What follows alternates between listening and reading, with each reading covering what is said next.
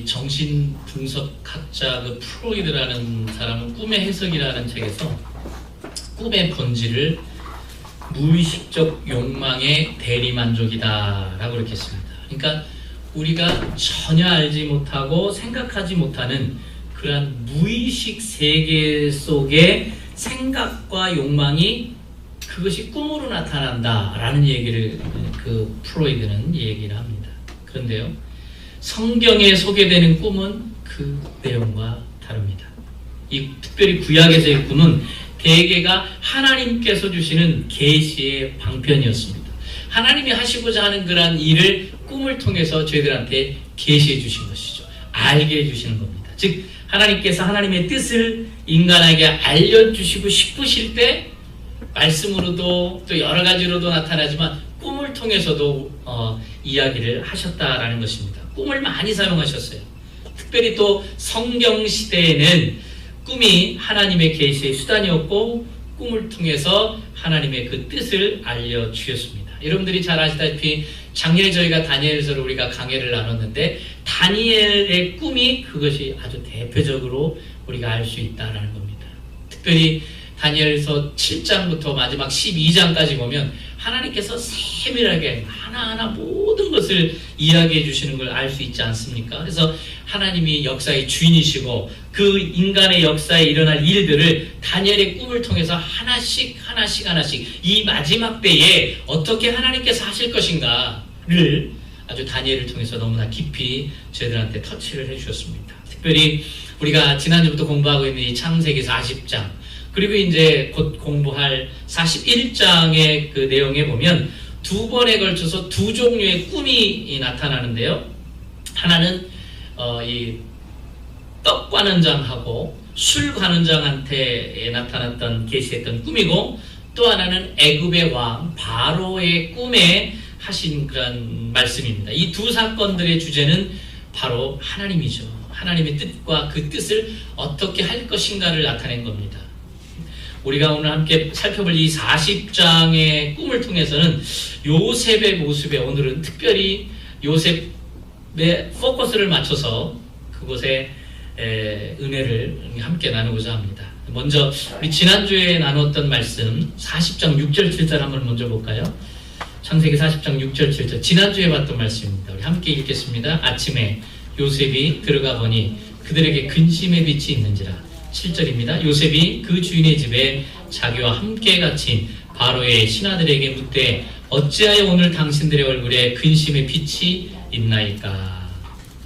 저는 오늘의 말씀을 준비하면서 지난주에 여러분들한테 나눴던 이 말씀을 보면서 사실 근심은 누가 더 많아야 됩니까? 요셉이 더 많아야 돼요. 요셉 지금 언제 죽을지 몰라요. 이 요셉이 사실 근심이 더 많아야 되거든요. 억울함이 있어도 지금 뭐 술 관원장, 떡 관원장에 대해서 지난주도 잠깐 살펴보고 오늘 이제 구체적으로 나누겠지만 그 사람들이 억울해요? 아니면은 요셉이 억울합니까? 실제 억울한 건 요셉이에요. 근데 요셉은 자신이 섬기는 그 감옥에서 이 술 관원장하고 떡 관원장을 섬기잖아요. 이 두 관원장의 근심의 빛을 보았다 그랬어요. 근데 그냥 지나치질 않았어요. 참 다시 한번 저는 그 말씀을 오늘 말씀을 준비하면서 묵상을 해왔어요. 참 우리 크리스찬들한테 필요한 마음이지 않을까. 그러니까 저도 예배를 드리고 나면 성도님이 그래서 목사님 오늘 많이 피곤한 것 같아요. 목사님 오늘 많이 좀 힘드신가 봐요. 제가 숨기려고 했는데 다 표가 나나 보죠 얼굴에. 예. 그냥 뭐 다른 무엇보다도 그런 것들이 있잖아요. 그러니까 우리가 얼굴에 빛을 보면 다 알 수가 있다고. 저도 앞에 서서 여러분들 얼굴을 보면 여러분들이 괜찮아요 목사님 그래도 안 괜찮아요 목사님으로 들리는 거예요. 저도 예. 뭐가 있는 거죠 얼굴에. 웃고 있지만 그늘이 있어요. 예. 웃고 있지만 울고 있는 얼굴이 보이거든요. 저만 그런가요? 여러분들도 보시잖아요. 예. 여기 요셉이 그랬다는 거예요. 그것을 보면서 저는 우리 크리스찬들이 가져야 될 마음이 이것이다. 우리 크리스찬들이 가져야 될 마음. 우리 힘든 것만 생각하면요 자꾸 더 힘들거든요. 나 힘든 거 생각하면 더 힘들어요. 우리 부부지간에도 그러잖아요. 당신만 힘들어? 나는 더 힘들어. 이러면서 우리가 이야기해야 되는데 사실 힘들거든요, 둘 다. 그 정도의 차이일 뿐이지 힘든 건 사실이에요. 참 우리가 겪는 그 어려움, 힘든 고난, 역경 마찬가지예요. 요셉에게도 이러한 여러 가지 어려움을 통해서 그들의 어려움을 공감할 수 있게 했다라는 거예요. 참 그래서 참 대단하다. 다른 사람의 고민과 어려움에 깊은 관심을 가질 수 있다라는 것. 이것이 진정 우리 크리스찬들이 가져야 될 마음. 여러분과 제가 이 요셉을 공부하면서 어제 지난주와 이번 주에 우리가 함께 나눠야 될 말씀 중에 하나가 있는 게 아닐까 싶습니다. 자, 이런 부분에 대한 말씀을 빌립보서 2장 4절 한번 살펴보겠습니다. 한번 뭐라고 기록되어 있는지 빌립보서 2장 4절을 통해서 한번 말씀을 통해서 우리가 한번 살펴보도록 하겠습니다. 320면입니다. 제가 가지고 있는 성경은 빌립보서 2장 4절입니다. 우리 함께 읽어볼까요? 앞에 스크린에 비춰져 있습니다. 각각 자기 일을 돌아볼 뿐더러 또한 각각 다른 사람들의 일을 돌보아 나의 기쁨을 충만하게 하라. 여기에 보니까 일로 표현을 했어요. 일로. 그러니까 가장 중요한 일은 무슨 일이라는 겁니까? 상대의 마음을 헤아려 주는 일. 그것이 중요하다는 거예요. 내 일, 나의 마음도 돌아볼 뿐 다른 사람들의 상대방의 마음을 돌아보아서 나의 기쁨을 충만하게, 하나님께서 나에게 주신 그 놀라운 기쁨, 은혜, 감사를 그에게도 충만케. 그가 얼마나 힘들까? 그가 얼마나 어려울까? 상대방의 마음을 우리가 볼 수 있는 것. 참 목회자도 그런 것 같아요. 가장 귀중한 게 상대방의 마음을 그렇게 하는 것. 저도 마음이 많이 상하겠죠. 많이 아프겠죠. 저도 들으면. 그러나 나의 마음보다도 저 사람이 저런 말을 한다는 건 저 사람 가운데 얼마나 뭐가 있겠는가라는 거죠. 그 상대방의 마음을 알아가는 것. 그게 가장 중요한 것. 여기에 보면 그 일이라고 표현했어요. 그래서 그 일을 돌보아서 알아보라는 거죠. 자, 히브리서 10장 24절에는 또 뭐라고 되어 있는지 우리 함께 살펴보겠습니다. 바로 조금만 넘기시면 히브리서 말씀이 나옵니다. 10장 24절 말씀입니다. 같이 봅니다. 서로 돌아보아 사랑과 선행을 격려하며. 그 일이요, 서로 돌아봐서 사랑과 선행으로 격려해 주세요. 격려해 주라는 거예요. 보십시오. 자, 오늘 본문에 보면 어찌 보면은요, 이 작은 한 사람에 대한 관심에서부터 요셉에게 꿈을 주시는 거예요. 그 꿈을 이루어 가시는 하나님의 놀라운 역사를 체험하는 실마리를 이 요셉은 잡게 된 거예요. 어디서부터 잡은 거예요? 한 사람에 대한 관심에서부터. 그 꿈에서부터 실마리가 지금 풀어져 나가는 거죠. 그렇기 때문에 여러분이 우리가 만나는 이 햇빛교회 안에서의 한 사람 한 사람에 대한 그들의 일, 즉 그 사람의 마음, 상대방의 마음을 헤아려 아는 것, 무엇보다도 중요할 줄 믿습니다. 그러면서 요셉이 지나가면서 한마디 말 하잖아요. 뭐라고 얘기합니까? 본문으로 돌아가서 보죠. 뭐라고 표현을 하죠? 지금 요셉이요, 그들에게 근심이 있으십니까? 근심이 있느냐고. 그냥 특별한 말 안 했어요. 근심이 있으세요? 근데 그 한마디를 호로록 다 녹아버렸어요. 사실은요 하고 이제 고백을 하기를 시작을 합니다. 참 저는 지금까지 요셉은요 꿈만 꾸는 사람이었어요. 꿈꾸는 사람이었어요. 꿈만 잡고 가는 사람이었어요. 근데요 오늘 우리가 함께 펼쳐볼 내용은 뭐냐면요, 꿈을 해석하는 사람으로 한 단계 멋지게 업그레이드 됐다는 사실이에요. 어떻게 업그레이드 됐습니까? 상상치도 못했던 고난, 그리고 역경의 문을 통과하면서 하나님과 더 가까워지면서 그 단계에 이르는 겁니다. 거저 그냥 이르는 게 아니라. 자, 술 맡은 관원장이 먼저 요셉에게 꿈 이야기를 합니다. 자, 이제 드디어 오늘 본문 내용에 들어갑니다. 40장 9절부터 11절까지 우리 함께 읽겠습니다. 술 맡은 관원장이 그의 꿈을 요셉에게 말하여 이르되 내가 꿈에 보니 내 앞에 포도나무가 있는데 그 나무에 3가지가 있고 싹이 나서 꽃이 피고 포도송이가 익었고 내 손에 바로의 잔이 있기로 내가 포도를 따서 그 즙을 바로의 잔에 짜서 그 잔을 바로의 손에 들였노라. 아멘. 그 꿈을 딱 들었어요, 요셉이. 근데요, 듣자마자 해석이 막 줄줄줄 나와요. 자, 12절, 13절입니다. 같이 읽습니다. 요셉이 그에게 이르되 그 해석이 이러하니 세 가지는 사흘이라. 지금부터 사흘 안에 바로가 당신의 머리를 들고 당신의 전직을 회복시키리니 당신이 그 전에 술 맡은 자가 되었을 때에 하던 것 같이 바로의 잔을 그의 손에 드리게 되리이다. 아멘. 그냥 막 듣자마자 그냥 내용이 줄줄줄줄 나옵니다.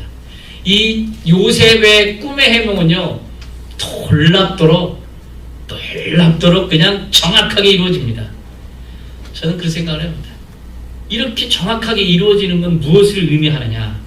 요셉은 감옥에 갇혀 있어도 갇혀 있지 않는 사람이라는 거예요. 누구와 소통하고 있습니까? 하나님과 소통하고 있었다는 거예요. 우리가 신앙생활을 하더라도요, 신앙생활 가운데 어두움에 있고 어두운 생각 가운데 있고 어두움에 빠지면요, 하나님이 하신 것 우리가 깨닫지 못합니다. 목사들도 마찬가지입니다. 항상 말씀을 붙들고 말씀 가운데 깨어 기도하여 있지 않으면 말씀을 읽어도 그냥 말씀 그대로만 보는 거지, 그 말씀 속에 깊이 하나님의 역사, 하나님의 해석이 될 수가 없는 거예요. 여기 보면 요셉이요, 하나님과 감방에 갇혀 있었지만 정말 감옥에 갇혀 있어서 정말 감옥에서도 또 노예 생활을, 이 두 간원장에게 아침, 점심, 저녁 갖다 줘야죠. 아침에 세수할 떠다 줘야죠. 저녁에 발 씻을 물 갖다 줘야죠. 그렇게 삶을 살았어요. 그런데도 하나님과 소통하고 있었다는 걸 우리한테 이야기하는 거예요. 그러니까 꿈을 듣자마자 줄줄줄줄 나오는 거 아닙니까? 척박한 생활, 어려운 생활, 어려운 환경, 그런 하나님이 하시는 말씀을 그 가운데에서도 듣기도 하고 받기도 하고 하나님이 주신 은혜 가운데에서 사망의 음침한 골짜기를 다닐지라도 하나님이 주신 은혜로 기쁘고 즐겁게 가고 있었다는 겁니다. 할렐루야. 우리가 가고 있는 길이 사망의 음침한 길일지라도 주님과 함께하면 그 어디나 하늘나라. 할렐루야. 요셉이 그런 삶을 살았어요. 이 28살짜리가 지금 그렇게 지금 고백을 하는 거예요. 믿음의 사람들은요, 하나님이 주시는 꿈을 끝까지 붙들고 살아가라, 그런 뜻입니다. 이것이. 하나님께서 여러분들에게 주신 꿈이 있다면 포기치 마시고 끝까지 붙들고 그 비전을 붙들고 가는 여러분과 제가 되길 원합니다. 믿음의 사람들은요, 하나님이 주신 인생의 꿈을 잊어버리면 안 된다, 잊어버리지 말아라는 거예요. 꿈을 잃게 만드는 그런 어려운 환경 속에서도 잃지 말아야 한다는 거예요. 물론 아무도 하나님의 꿈이 구체적으로 어떻게 이루어질지 몰랐어요. 요셉도요, 자기 꿈이 어떻게 이루어질지 전혀 몰랐습니다. 0%였습니다. 볼 수 없었어요. 어떻게 하나님이 이루어갈까? 언제 이루어갈까? 내가 지금 감옥에 갇혀 있는데 몇 년이나 더 살아야 될까? 몇십 년이나 더 살아야 될까? 몰랐어요. 하지만 중요한 것은 요셉은 그 꿈을 끝까지 붙들고 갔다라는 거예요. 할렐루야. 참 이게 중요해요. 이 변화무쌍한 고난의 현장 속에서도 지칠 만한 참 롱타임, 기나긴 그러한 과정 속에서도 그는 하나님께서 보여주시는 인생의 꿈을 끝까지 잃어버리지 않고 그는 나아갔다라는 겁니다. 여러분, 우리가 하나님을 믿는다는 건 무엇을 의미할까요? 그것은 하나님이 주신 비전, 하나님이 주신 그 꿈을 끝까지 붙들고 간다는 그것을 의미하는 겁니다. 단순히 한때의 꿈이지, 그래서 그게 아니라 한 번 주신 꿈을 끝까지 간직하고 갈 수 있는 여러분과 제가 됐으면 좋겠습니다. 여기 술 관원장 또 떡 관원장, 이 두 관원장의 꿈을 해몽한 요셉은요, 한 가지를 부탁을 합니다. 자, 14절 15절 한번 볼까요? 같이 읽습니다. 당신이 잘 되시거든 나를 생각하고 내게 은혜를 베풀어서 내 사정을 바로에게 아뢰어 이 집에서 나를 건져주소서. 나는 히브리 땅에서 끌려온 자여 여기서도 옥에 갇힐 일은 행하지 아니하였나이다. 처음으로 요셉이 자기 얘기를 해요. 그동안에 한 번도 한 적이 없어요. 처음으로 자기 얘기를 합니다. 내가 사실은 전혀 잘못이 없습니다. 아주 간단하지만 자기 것을 아주 심플하게 무고함을 이야기를 하는 거예요. 근데 여기 참 특이할 만한 것은 이렇게 이야기하는 중에 보면 요셉이 숱한 사람들한테 많은 상처를 받잖아요. 17세에 자기 친형들한테 팔려서 노예로 왔죠. 그리고 무고한 중에 죄가 없는데 오해를 받게 한 그런 보디발의 아내, 아주 그냥 거시기한 아내가 여자분이 있었죠. 또 세 번째로는 자기에 대해서 너무 잘 알잖아요. 성실하고 진실되고 얼마나 충성했고 헌신했는가를 알면서도 그 보디발이 자기를 옥에 가뒀던 일들 참 많아요.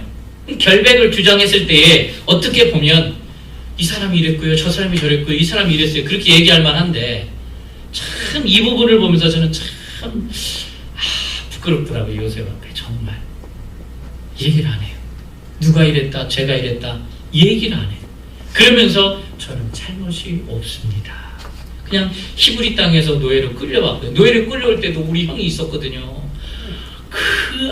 내가 정말 풀리는데 복수해야 되거든요. 이게 아니라 우리 형들이 나를 팔았다는 얘기도 안 했어요. 보디발의 아내가 자기를 이렇게 해서 나를 집어넣었다는 얘기도 안 한 거예요. 여기 들어보낸 것도 보디발이라고 이야기를 안 하는 거예요. 단 한마디도 그 사람들의 이야기를 꺼내질 않아요. 너무 대단하지 않습니까? 인간이라면 얘기할 수 있잖아요. 예. 근데 요셉도 인간이거든요. 근데 어쩌면 그렇게 이야기를 하질 않는지. 우리는 화가 나면 잘 참아요. 인격이 좋은 분들은. 근데 몇 년 지나더라도 한번 터지면 다 나오잖아요. 다 나오잖아요. 속속들이 다 나와. 그때 이렇게 하고 이렇게 하고 이렇게 하고 이렇게 했지 하면서 다 나오는데 요셉은 얘기를 안 해요. 누가 이랬다고 얘기를 안 해요.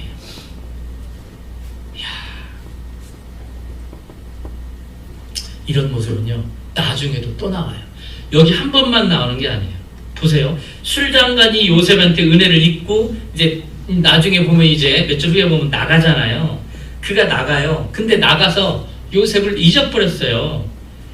근데 그 2년 뒤에 생각이 나서 바로왕의 꿈을 해석해서, 뭐가 됩니까? 국무총리가 돼요. 국무총리가 됐을 때도, 너도 2년 동안 얘기 안 했지. 하고 그러지 않았어요. 한 번도. 여기 성경을 보면 보디발한테 복수했더라, 보디발 아내한테 복수했더라, 형들한테 복수했더라 안 써있잖아요. 여러분들 창세기 50장까지 다 읽어보세요. 안 써있어요. 오히려요, 그 형들이 자기 아버님이 돌아가시고 나서 이제 야곱이 죽고 나서 이제 아버지가 살아있어서 요셉이가 참았지, 이제 아버지 야곱이 죽으면 우린 죽었다, 그렇게 생각해가지고 얼마나 발발발발 떨어요. 그럴 때에도 오히려 그들을 위로하잖아요. 그들을 위로해요. 내가 하나님이냐고. 난 당신들 이미 용서했다고. 엄청난 상처받았잖아요. 17살 때 그 어릴 때 노예로 팔려가고 구덩이에다 집어넣고 그 죽음의 고비를 몇 번을 넘겨요. 얼마나 힘들겠어요. 어둠의 시간을 지났어요. 그런데도 그 사람에 대한 상처가 남아있지 않았다는 거예요. 이럴 수가 있을까? 저는 그냥 제가 생각나는 인간의 단어로는 그냥 놀랍다라는 그런 거, 그냥 더 이상 뭐 어떻게, 정말 놀랍다. 그러면서 저는 깨닫는 것은 요셉은 창세기 마지막 최고의 하나님의 작품이다. 정말 하나님이 빚어놓지 않는 이상은 어떻게 이런 사람이 될 수 있을까? 왜냐하면 충분히 요셉은 그런 생활 가운데, 어려움 가운데, 오해 가운데, 어두움에 빠져들 수 있었잖아요. 근데 어둠이 안 빠져요. 하나님이 자기의 생애를 주관하고 계신 것을 그는 여전히 믿고 있었어요. 그 증거가 뭐냐면 감옥의 간수장이 요셉을 보니까 정말 억울하게 들어온 게 보여요. 생활하다 보니까. 그리고 하나님의 함께 하심을 이 간수장도 보게 돼요. 알게 하셨어요. 자, 39장으로 한번 가볼까요? 39장 22절 23절에 있습니다.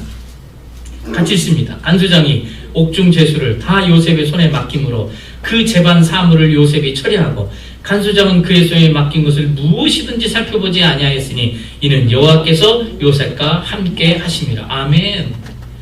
여호와께서 요셉과 함께하는 걸 하나님을 믿지 않는 이방 사람들이 알았다라는 거예요. 요셉과 함께했더라.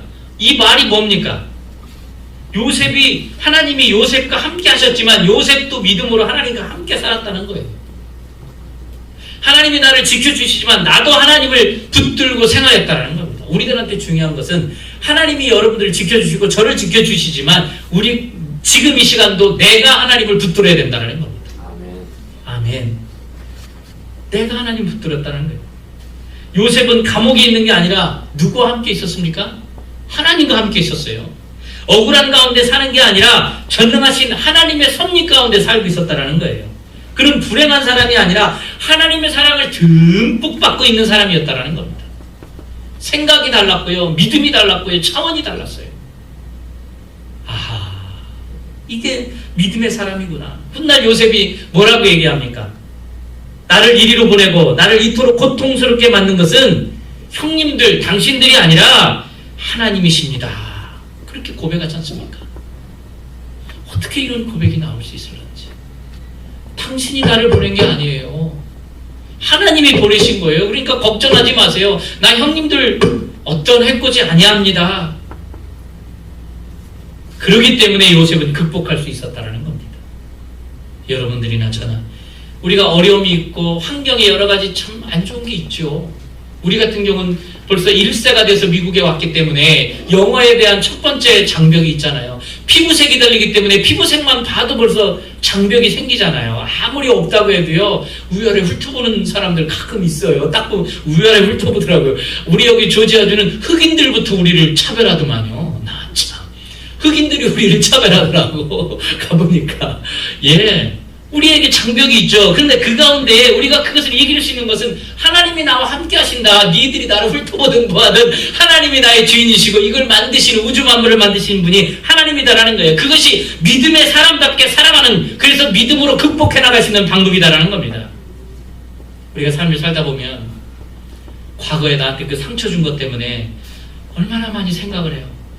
갑자기 생각 많이 나시죠? 안 나세요? 갑자기 생각나잖아요. 나를 괴롭힌 사람들. 막 그 상처받은 거. 자꾸 기억하려고 하지 마십시오. 생각나면 막 고개를 털어서라도, 아니면 막 띵박질을 해서라도 자꾸 잊으려고 하십시오. 그것도 안 되면 찬양하는 거예요. 막 찬송하면 그냥 찬양하고 기도하고 막 통성 기도하고. 그 방법밖에 없어요. 그렇게 안 하면 잠을 자다 보면 밤새 생각나잖아요. 그놈의 인간. 하면서 그냥 밤새가지고 막 그 조그만 일이 막 그냥 어느 눈덩이처럼 커져버리잖아요. 그리고 우리들이 잘하는 게 있잖아요. 소보다 더 되새김질을 잘해요. 우리는 계속 씹고 또 씹고 또 씹고서 씹었던 거 내놔서 또 씹고 씹었던 거 들어갔던 거 또 내놔서 또 씹고 또 씹고.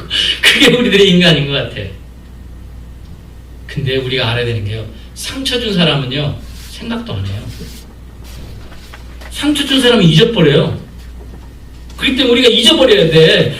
우리가 생각하면 우리만 손해예요. 상처 준 사람은 생각도 안 한다니까. 나중에 가서 얘기하면 그랬어?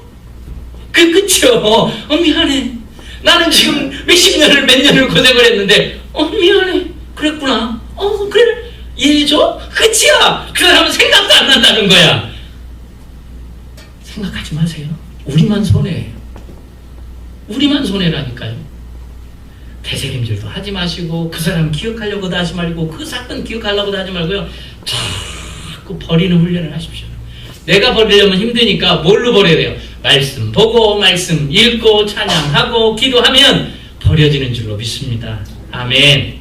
자, 16절부터 말씀을 보는데요, 이 술장관의 그 술관원장의 꿈이 길조라는 해명을 듣자 곁에 있던 그런 떡관원장이 기대를 하면서 이야기를 합니다. 자, 16절, 17절 말씀 함께 읽습니다. 떡 굽는 관원장이 그 해석이 좋은 것을 보고 요셉에게 이르되, 나도 꿈에 보니 흰떡 세 광주리가 내 머리에 있고 맨 윗광주리에 바로를 위하여 만든 각종 구운 음식이 있는데 새들이 내 머리에 광주리에서 그것을 먹더라.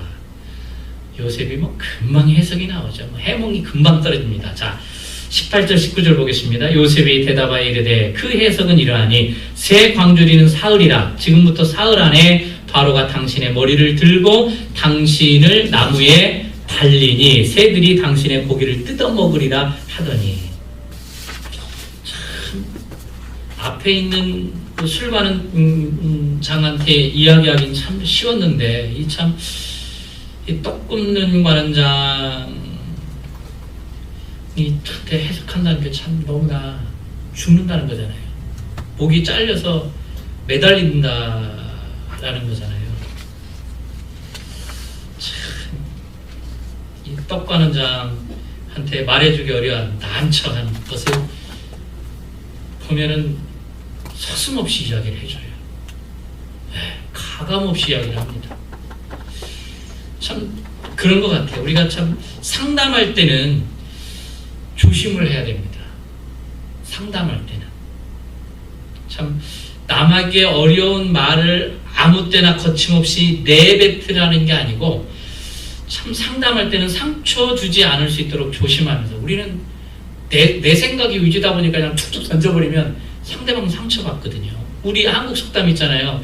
무심코 우리가 참 돌에 맞은 개구리는 죽잖아요. 우리가 그냥 돌에 툭툭 한번 던진 거에 개구리는 맞으면 죽어요. 근데 여기서 지금 하고 있는 말은 뭐냐면요, 정직하게 가감없이 이야기를 했는데, 이 왜 그렇게 했느냐면요, 이것은 하나님의 메시지였기 때문이라는 거예요. 제가 앞에 서서 여러분에게 하나님의 메시지를 통해서 가감없이 얘기할 때는 하나님이 나한테 하시는 말씀이구나 라고 아멘으로 받아야 되는데, 목사님 그렇게 써? 나를 까는 것 같은데? 두고 봐. 그렇게 되면 그거는 지혜로운 사람이 아니에요. 앞에서 하나님의 말씀을 전할 때는 말씀으로, 하나님의 메시지로 받아들여야 돼요. 우리가 상담할 때는 그래도 조심하고 상대방의 인격을 생각해야 되고 상황을 보면서 좀 여러 가지로 부드러운 단어를 사용하면서 해야 되지만, 하나님의 말씀은 가감없이 해야 되는 거예요. 요셉이 지금 하고 있는 행동이 그거라는 거예요. 요즘에 저는 그런 생각을 해요. 목회자들이나 이 복음 증거자들이 참 하기 어려운 말들이 있잖아요. 하나님을 믿지 않으면 심판받는 거예요. 이 세상 사람들이 싫어하는 얘기. 한국에 그 지하철이 생겼을 때, 1호선, 2호선 생겼을 때 거기서 가장 많이 했던 게 예수 천당, 불신 지옥. 그거 제일 듣기 싫어했어요. 세상 사람들이. 아니 예수 안 믿는 사람들이 불신 지옥이라면 그것에 막 열받아가지고 막 소리 지르고 난리가 났었거든요. 그래도 지옥입니다 이렇게 하는 분들도 있었어요. 안 믿으면 그래도 지옥입니다 하고 어떤 청년은 도망가는 것도 제가 봤고 해서 참 용감하다. 들은 저 사람은 분명히 마음에 콕 뺏겼을 거다. 언제고 예수 믿을 거다. 저는 그 생각을 했어요. 근데 복음 증거자, 이 목회자, 목사들은 이걸 전해야 돼요. 구원 말하기는 쉽지만은요, 심판 말하기는 어렵거든요. 얘기를 해야 된다는 거예요. 천국 말하기는 쉬워요. 그러나 지옥 얘기해야 됩니다. 영생 좋은 거지만요, 영원한 형벌 끔찍하지만 이야기를 해야 된다는 거죠. 왜? 하나님의 일꾼으로서 모든 것을 가감없이 말해줘야 된다는 거예요. 그래서 하나님이 기름 부은 종으로 세워졌기 때문이라는 겁니다. 그렇지 않으면 그게 이단이고 그게 사입이에요. 여러분들이 그걸 아셔야 됩니다. 물론 분별이 있어야 되고 지혜가 필요합니다. 바른 말도 가려서 해야 되고 그 때를 판단해야 되는 것도 반드시 필요합니다. 하지만 기본적으로 기억해야 될 것은요, 우리가 진리의 영을 받은 우리 그리스도인들은 누구나가 하나님의 진리를 바로 증거해야 될 사명감이 있다라는 거예요. 그렇기 때문에 여러분들도 하나님이 세우신 하나님의 귀한 종들이기 때문에 여러분들도 그 복음의 제시를 해야 된다는 거예요. 근데 요즘에는 복음 제시를 이상하게 하잖아요. 유명한 미국의 목사님 막 TV 나오고 그런 분, 그 사람들은 죄를 말하지 않아요. 은혜만 얘기해요. 회개는 말하지 않고요, 용생만 얘기하고요, 지옥은 말하지 않고요, 천국만 얘기하고요, 헌신은 말하지 않고요, 축복만 강조합니다. 그러니까 막 교회가 뭐 몇만 명이 됐다 막 그렇게 얘기를 하죠. 그렇게 얘기하면 부흥이 되죠. 듣기 좋은 말만 하니까. 그러나 요셉은 그렇게 하지 않았다는 거예요. 제가 지난주에 말씀드렸지만 히브리 용어에 보면 요셉은 명령형으로 얘기하고 있는 거예요. 그랬습니까? 그럴 거예요. 이렇게 한 게 아니고 명령형. 왜? 하나님이 하신 말씀이기 때문에 나는 하나님의 대언자다 해가지고 명령형으로 얘기를 하는 거예요. 그렇기 때문에 이 꿈 해명을 들은 사람들도 꼼짝을 못하는 거예요. 하나님의 그 운행하심이 있었기 때문에. 꿈 해명을 끝낸 요셉은 술장관에게 한 가지를 부탁을 하죠. 자신을 기억해달라. 오늘 말씀에 보면 그렇잖아요. 본문에 나를 기억해달라. 자기의 결백함을 좀 바로왕한테 이야기를 해서 나를 좀 풀 수 있도록 좀 이렇게 해달라고. 사실 요셉은 이 술장관이 3일 후에 풀려서 나가면 자기도 문제가 해결이 되리라고 생각을 했습니다. 그런데 성경은 뭐라고 이야기하고 있습니까? 40장 23절에 보면 제가 읽습니다. 술 맡은 관원장이 요셉을 기억하지 못하고 그를 잊었더라. 요셉을 기억하지 않고 잊어버렸어요. 나가자마자. 요셉은 그 사람을 믿었거든요. 술 관원장을 믿었어요. 이제 그 사람이 이 대면 풀려나면 분명히 나를 기록해 줄 것이고 내가 꿈을 해몽해 줬기 때문에 분명히 그 덕택으로 풀어난 걸 알기 때문에 나의 결백함을 이야기해 주고 바로왕한테 곧 나를 풀려나게 해줄 거다라는 생각을 했어요. 이제 고난의 세월은 끝났다. 종식됐다. 그렇게 그는 생각을 했습니다. 그리고 그 사람을 믿었습니다. 한가닥의 희망을 걸었습니다. 그런데 그는 요셉을 잊었더라. 성경에 그렇게 기록되어 있습니다. 저는 여기서 여러분들한테 말씀드리고 싶은 건 오늘 말씀의 제목입니다.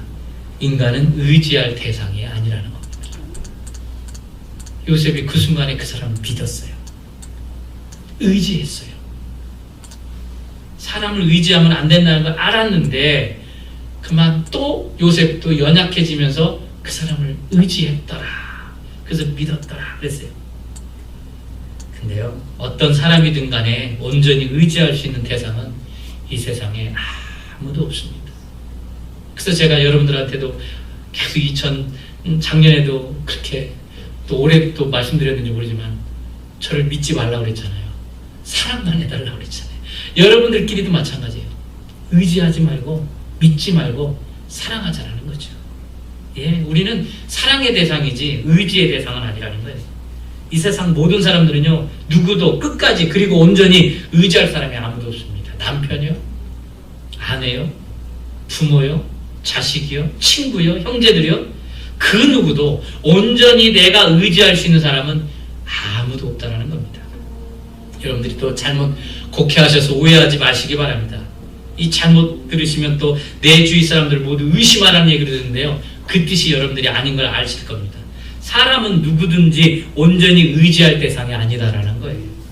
사람을 믿으니까 우리가 결국은 낙심하고 좌절하고 실망해요. 그렇기 때문에 인간들은 온전히 의지할 대상이 아니다라는 겁니다.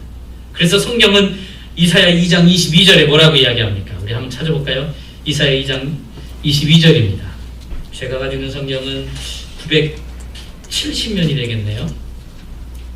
이사야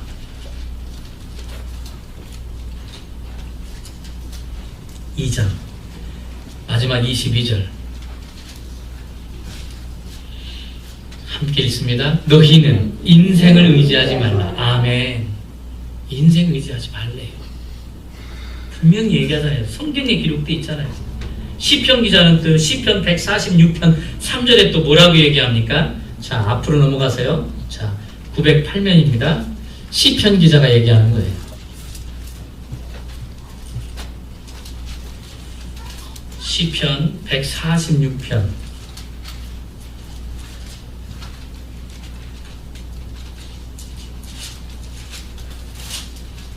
자, 3절 말씀입니다. 같이 있습니다. 기인들을 의지하지 말며 도울 힘이 없는 인생도 의지하지 말지니. 아멘. 기인들 의지하지도 말고요, 인생들 의지하지도 말고요. 왜요? 우리가 의지할 어떤 인생도요, 언젠가는 떠나가잖아요. 그렇잖아요. 우리가 막 영원히 천년만년 사는 게 아니잖아요. 언젠간 떠나간다라는 그런 의미도 여기에 담겨져 있는 거예요. 그러면 우리가 누구를 의지해야 되겠느냐? 자, 다음 절 시편 146편 5절입니다. 야곱의 하나님을 자기의 도움으로 삼으며 여호와 자기의 하나님에게 자기의 소망을 두는 자는 복이 있도다. 아멘. 누구에게요? 하나님께. 하나님께. 참 가슴 아픈 현실이지만 우리가 받아들여야 된다는 거죠. 우리의 인생에 어떤 사람도 의지처라고 생각하고 살아가면 안 된다는 거예요. 우리가 온전히 의지해야 될 대상은 예수 그리스도 한 분뿐입니다. 예수 그리스도. 예수 그리스도가 아닌 다른 곳이 의지처가 되면요, 반드시 실망할 날이 와요. 좌절의 날이 옵니다. 그래서 우리가 뭔가 주님께 의지하지 않고 스포츠에 의지하기도 하고 게임에 의지하기도 하고 미디어에 의지하기도 하고 또 술에 또 의지하기도 하고 이성에 의지하기도 하고 그러다가 또 마약에 빠지기도 하고, 그게요 마귀의 술책이에요. 마귀가 그렇게 하라는 거죠. 아우, 하나님으로 뭘 만족을 하겠냐고. 하나님 다 아시지만 너 이걸로 해서 그것을 다 풀어나가라고. 이 기독이라는 것은요, 이 그리스도를 한자로 음역한 거예요. 우리 대한민국에 기독교라고 한 거는. 기독교. 이 기독교는 미련한 자된 우리를 위해서 하나님의 아들 독생자 예수 그리스도를 보내주셨기 때문에 기독이라고 하는 거예요. 한자로 기독. 그래서 기독교. 우리를 위해서 예수 그리스도를 보내주셨어요. 그래서 기독교예요. 그 예수 그리스도를 우리가 의지하고 나아가야 되겠다는 겁니다. 주님만 의지할 때에 고난 속에서 다시 힘을 얻을 수 있고 승리하는 삶을 힘차게 살아갈 수 있기 때문입니다. 왜 그렇습니까? 세상도 흘러갑니다. 또 인간도 다 떠나가게 돼 있습니다. 나이가 들면 아무리 좋아도 우리의 부모님도 우리의 누구도 세월이 지나면 다 떠나가게 돼 있어요. 무엇만 남습니까? 예수 그리스도만 남습니다. 그렇기 때문에 예수 그리스도를 여러분이나 저나 믿어야 됩니다. 요셉은요, 끝까지 신뢰할 분은 하나님 한 분밖에 안 계심을 그가 다시 한번 깨닫게 되는 거예요. 이 사건을 통해서 그렇구나. 내가 저 양반이 나갔을 때 분명히 내가 풀려날 줄 알았지만 풀려나질 않잖아요. 얼마나 더 있습니까? 감옥에 2년. 2년을 더 있습니다. 자기 금방 내가 럭키구나. 들어온 지 얼마 안 돼서 이 사람을 만나서 2년 더 있었어요. 근데 그 2년 더 있으라고 생각했습니까? 2년을 더 있을지 20년을 더 있을지 죽을 때까지 있을지 몰랐던 세월이었습니다. 근데 요셉은 그 순간에 깨닫죠. 벌써 한 달, 두 달, 석 달 연락이 없으니까 요셉이 깨닫는 거예요. 아하, 내가 진정 신뢰할 분은 내가 지금까지 붙들었던 하나님 한 분밖에 없구나. 내가 지금 잠깐 내가 생각을 잘못했구나 깨닫습니다. 자, 그 내용이 잠언 19장에 기록되어 있습니다. 한번 살펴보겠습니다. 잠언 19장 20절입니다. 932면 되겠습니다. 잠언 19장 20절 21절 우리 같이 읽습니다. 너는 권고를 들으며 훈계를 받으라. 그리하면 내가 필경은 지혜롭게 되리라. 사람의 마음에는 많은 계획이 있어도 오직 여호와의 뜻만이 완전히 서리라. 내 계획, 내 생각 이렇게 될 것이다. 안 됐어요. 그러나 하나님의 뜻만이 완전히 서리라. 그래서 우리는 하나님을 붙들어야 되는 거예요. 하나님이 하시니까요. 이제 요셉은 마음을 가다듬고 다시 자신에게 주어진 삶으로 돌아갑니다.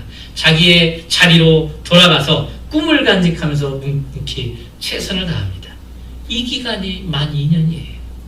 자, 우리 마지막으로 빌립보서 1장 20절 말씀 보고 말씀을 맺고자 합니다. 빌립보서 1장 20절입니다. 자, 우리 함께 읽습니다. 마지막입니다. 나의 간절한 기대와 소망을 따라 아무 일이든지 부끄러워하지 아니하고 지금도 전과 같이 온전히 담대하여 살든지 죽든지 내 몸에서 그리스도가 존귀하게 되게 하려 하나니 기도하겠습니다. 주님,